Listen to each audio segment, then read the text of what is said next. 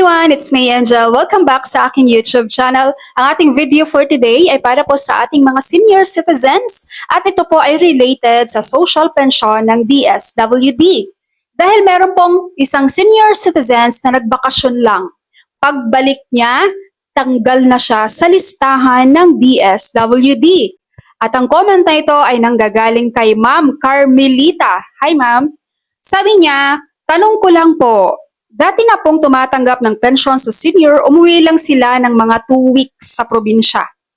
Pagbalik nila dito, hindi na nila nakuha or hindi na sila kasali sa senior citizens. Tuluyan na silang tinanggal. Bakit po nagkaganon? Bago natin sasagutin yan, may babasahin po tayo. If a senior citizen is unable to claim their social pension from DSWD, the funds will usually be held for a period of time.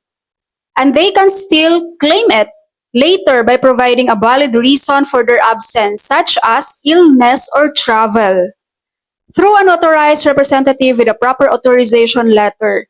However, if they do not claim it within a reasonable time frame, the money may be returned to the government fund and they may need to reapply to the reinstated as a beneficiary depending on their circumstances and DSWD policy. Si DSWD guys, nagtatanggal talaga yan sila sa listahan ng mga beneficiary kapag ilang buwan na pong hindi nakakapag-claim na ng social pension. Pero ito sa comment ni ma'am na 2 weeks lang nasa bakasyon, hindi siya reasonable guys. 2 weeks lang yan. Napakaiksi. Hindi siya dahilan para tanggalin sila sa social pension. Nilapit niyo na po ba ito sa DSWD? Ilapit niyo ulit guys kasi ang 2 weeks na bakasyon, hindi talaga siya reasonable. Wala na bang karapatang magbakasyon ng mga senior citizen?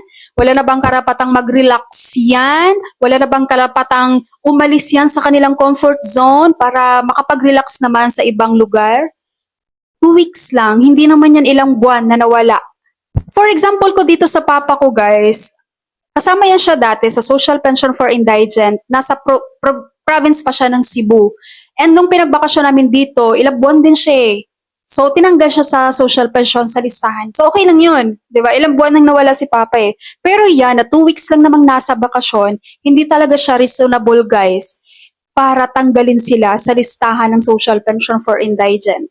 Diba nga, may mga lugar nga dito na laging nag-a-announce ng mga unclaimed social pension. Diba? Tinatawag pa nila guys, binibigyan pa nila ng time frame ang ating mga senior citizens na hindi pa nakapag-claim ng kanilang social pension. Kaya marami dito pong nagpo-post na unclaimed social pension, kunin sa ganitong date, ganyan-ganyan. Hindi yung hindi lang makapunta, mawala lang ng 2 linggo, tanggal agad sa listahan. Saang lugar ba kayo ma'am? Grabe naman yung ano nyo dyan, patakaran sa social pension. So basta ito lang yung tatandaan nyo guys, mga senior citizens. Kung 2 weeks lang po kayo nasa bakasyon, hindi po yan reasonable. Ipaglaban nyo yan. Ipaglaban nyo yan guys. Ang hirap pa naman na mag-reapply ulit sa social pension. Mapupunta kayo sa pinakadulo, ang daming waiting list po sa indigent senior citizens. Kaya ipaglaban nyo po yung slots nyo na mabawi nyo po yan. Moving forward guys, kapag kayong mga senior citizens nakaplan kayong magbakasyon, mag-iwan na kayo lagi ng authorization letter sa kasama nyo.